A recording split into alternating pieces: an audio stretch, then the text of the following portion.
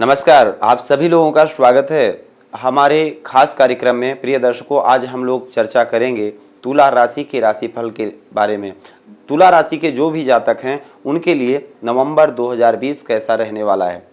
सबसे पहले हम लोग बात कर लेते हैं इस मंथ के गोचरीय प्रभाव के बारे में, क्योंकि कई ग्रहों का गोचरीय परिवर्तन होने वाला है और ये परिवर्तन क्या शुभ अशुभ परिणाम आपके लिए लेकर आने वाला है। 14 नवंबर को मंगल जो कि मीन राशि में गोचर कर रहे हैं, मंगल मार्गी हो जाएंगे और 16 नवंबर को शुक्र जो कि नीच राशि के हैं तुला राशि में प्रवेश कर जाएंगे। तुला राशि में प्रवेश करेंगे वो जो कि शुक्र की अपनी सेल्फ राशि है। साथ ही 16 नवंबर को ही सूर्य भी नीच के हैं और सूर्य देव भी वृश्चिक राशि में प्रवेश करेंगे जो कि मंगल की राशि है, स्थिर राशि है। देवगुरु बृहस्पति जो कि अपनी धनु राशि में ही गोचर कर रहे हैं और 20 नवंबर को देवगुरु बृहस्पति भी राशि परिवर्तन कर जाएंगे और देवगुरु बृहस्पति अपनी नीच राशि में प्रवेश करेंगे, जिसका क्या कुछ परिणाम आपके लिए होगा उसके बारे में चर्चा होगी। साथ ही बुध 28 नवंबर को सूर्य के साथ युक्त कर जाएंगे, बुधादित्य योग बन जाएगा फिर से और वृश्चिक राशि में। इसके साथ साथ 13 नवंबर को धनतेरस का पर्व मनाया जाएगा। 4 नवंबर को करवा चौथ, 13 नवंबर को धनतेरस व 14 नवंबर को भगवान गणेश व लक्ष्मी जी की साधना करके आप अपनी अभीष्ट कामनाओं की प्राप्ति कर सकते हैं। अगर आप किसी को पसंद करते हैं, विवाह करना चाहते हैं, विवाह के संयोग में बाधाएं आ रही हैं, उसके लिए क्योंकि दीपावली का जो पर्व है इसमें अमावस्या की रात में बैठ करके अटूट साधना की जाती है। साधक अपने मंत्रों की साधना करते हैं, सिद्ध करते हैं और इस 2 घंटे में की हुई साधना बहुत ही बड़ा लाभ देती है। आप भी कीजिए, धन के लिए कीजिए, परिवार के लिए कीजिए, परिवार की सुख शांति के लिए कीजिए, अपने बिजनेस व्यापार को बढ़ाने के लिए कीजिए। घर परिवार में किसी प्रकार का अगर कलेश है उस कलेश को दूर करने के लिए कीजिए, क्योंकि भगवान गणेश जी व माता लक्ष्मी हर विघ्न बाधाओं को दूर करने में सक्षम हैं। विघ्न हरता हैं गणेश जी, रिद्धि सिद्धि के दाता हैं, शुभ और लाभ जिनके पुत्र हैं। और हर प्रकार की जाकी रही भावना जैसी प्रभु मूरत देखी तिन तैसी, जो आप चाहेंगे वो मिलेगा। विशेषकर उसकी साधना अलग अलग है। आपको किस फल की प्राप्ति चाहिए उसके लिए उपाय उसका कुछ भिन्न है, जो कि आप फोन करके पूछ सकते हैं। स्क्रीन पर दिए गए नंबर पर आप कॉल करके हमसे जानकारी प्राप्त कर सकते हैं कि आपको किस प्रकार से साधना करनी है, किस मंत्र का जाप करना है और किस काम के लिए आपको किस मंत्र का जप करना है, क्योंकि जैसा आपका कार्य होगा उसी प्रकार का मंत्र का प्रयोग होगा। अगर शिक्षा के लिए करना चाहते हैं तो उसके लिए अलग मंत्र है, अगर प्रेम के लिए करना चाहते हैं उसके लिए अलग मंत्र है, अगर धन के लिए करना चाहते हैं तो उसके लिए भी अलग विधान है। तो किस प्रकार से आपको साधना करनी है इसका आपको विशेष रूप से ध्यान रखना है। साथ ही वो समय होगा रात्र को 12 बजे से लेकर के और 2 बजे तक, यानी 14 तारीख की रात में 12 बजे से प्रारंभ होगा और 2 बजे तक सिंह लगन में ये पूजन किया जाता है। दूसरे नंबर पर आप घर में जो माता लक्ष्मी जी की स्थिर लक्ष्मी की साधना करेंगे वो शाम को 5:30 बजे से लेकर के 7:30 बजे के बीच में वृषभ लगन होगा। इस समय पर आप साधना करेंगे। अगर दुकान, ऑफिस, व्यापार स्थल पर अगर आप पूजन करना करेंगे तो उसका समय होगा अभिजित मुहूर्त दिन में 11:49 से लेकर के और 12:33 तक। वहीं पर अगर चौघड़िया की बात करें तो चर की चौघड़िया होगी सुबह 8 बजे से लेकर के और 9:47 तक। लाभ की चौघड़िया होगी 9:47 से 10:47 तक।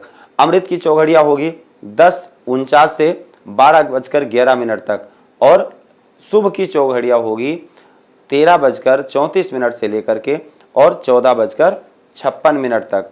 ये दिन की चौघड़िया है। अगर आप दुकान पर पूजन करते हैं तो चर की चौघड़िया में अगर पूजन करेंगे तो आपके लिए शुभ होगा। साथ ही लाभ की चौघड़िया में भी पूजा आप कर सकते हैं, अच्छा है। ये चारों चौघड़िया अपने आप में ठीक है, लेकिन विशेषकर चर व लाभ में आपको अपने व्यापार स्थल पर पूजन करना चाहिए। वहीं अगर शाम की चौघड़िया की बात करें तो शाम की जो चौघड़िया है शुभ की वो 17:41 से लेकर के 19:19 तक शुभ की चौघड़ियाँ रहेगी। 19:19 से लेकर के 20:56 तक अमृत की चौघड़ियाँ रहेगी और चर की चौघड़ियाँ रहेगी 20:56 से 22:34 तक।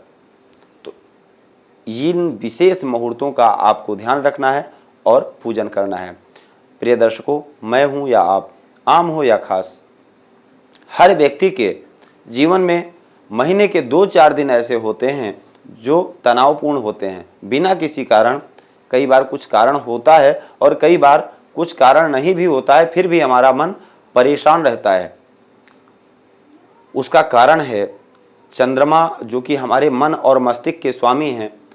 कहते हैं, किसी ने कहा है, मन के हारे हार है, मन के जीते जीत, कह कबीर गुरु पाइए मन ही के प्रतीत। तो किसी भी विशेष लक्ष्य के लिए या किसी भी कार्य के लिए हमारे मन का मनोबल, कॉन्फिडेंस बहुत मायने रखता है। अगर हम मन से बलवान हैं तो निश्चित है कार्य को सफल बना देंगे। तो इसलिए अगर किसी विशेष कार्य के लिए आप जाते हैं तो जब चंद्रमा का गोचर आपकी राशि से चौथे, 8वें और 12वें स्थान में हो, उस समय पर विशेष आपको ध्यान रखने की जरूरत होती है।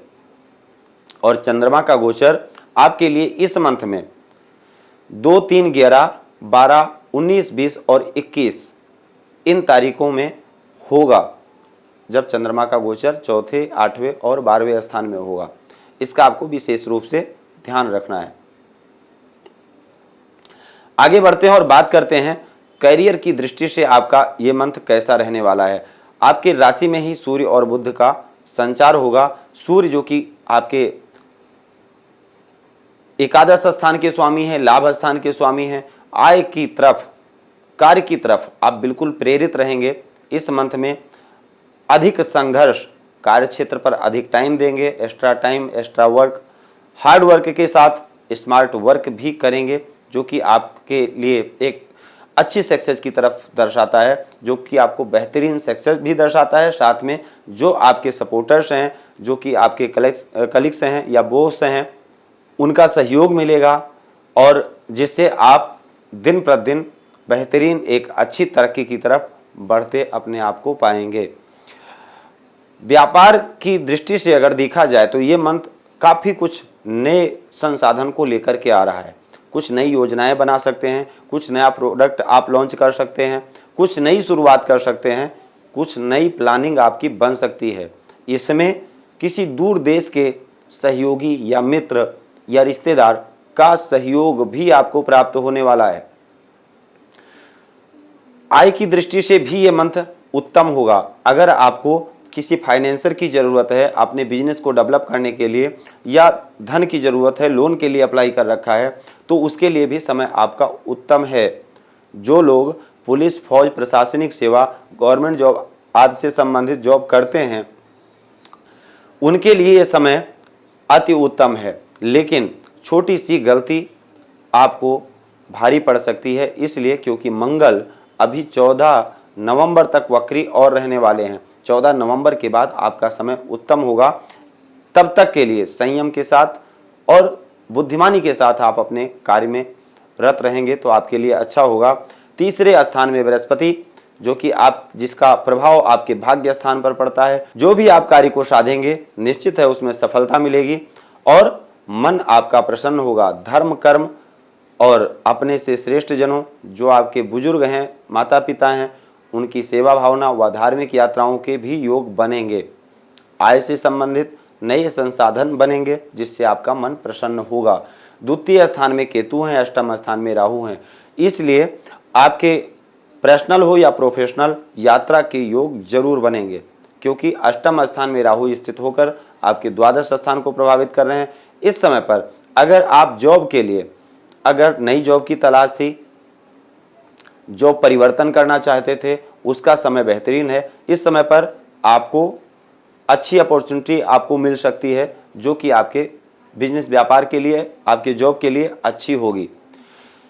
साढ़े ढैया का प्रभाव जरूर रहेगा, इसलिए आपकी एकाग्रता आपके लक्ष्य की ही तरफ होगी।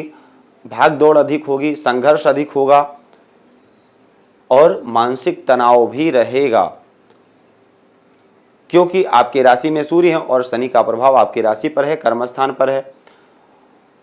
अब हम बात कर लेते हैं फाइनेंस की दृष्टि से ये मंथ कैसा रहने वाला है। फाइनेंस की दृष्टि से अगर देखा जाए तो इस मंथ में अगर आपको किसी को पैसे देना है, बहुत सोच विचार करके, उसका फीडबैक या उसका बैकग्राउंड चेक करके ही आपको देना चाहिए, अन्यथा पैसे आपके फंस सकते हैं, क्योंकि द्वितीय यानी मंगल वक्री हैं, वक्र अवस्था में हैं, छठे स्थान में हैं।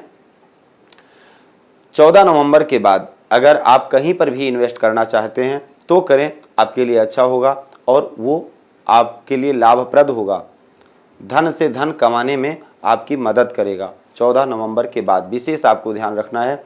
साथ ही संतान से संबंधित व परिवार से संबंधित अगर देखा जाए तो सुख सुविधाओं में वृद्धि होगी। घर में नए मेहमान आने के भी योग बन सकते हैं। अगर संतान गर्भाधान के योग बनाना चाहते थे, नहीं बन पा रहा था, वो अब बन जाएगा, उसके संयोग अच्छे प्रतीत होते हैं। साथ ही घर की सुख सुविधाओं में वृद्धि होगी, घर का माहौल काफ़ी अच्छा रहेगा। मंगल जो कि आपके सप्तम स्थान के स्वामी हैं, अपने श्री द्वादश वक्री हैं। जो लोग मैरिड हैं उनके लाइफ में छोटी मोटी परेशानियां देखने को मिलेंगी, लेकिन बड़े मुद्दों पर आप एक दूसरे के साथ खड़ा पाएंगे। तो विशेषकर आपको ध्यान रखना है कि इस मंथ में आपके लाइफ पार्टनर के साथ किसी प्रकार का विवाद ना होने पाए। बिजनेस व्यापार की जो स्थिरता है उसको बनाए रखने के लिए या उसको और मजबूत करने के लिए आपको अपने पार्टनर के साथ ताल में ताल मिला करके चलना चाहिए। उसमें भी कोई भ्रमता की स्थिति ना उत्पन्न होने पाए जो कि आपकी तरक्की में बाधक बन सकती है। तो विशेष आपको इस मंथ में सूर्य, मंगल व राहु, इन 3 ग्रहों का विशेष उपाय करना चाहिए।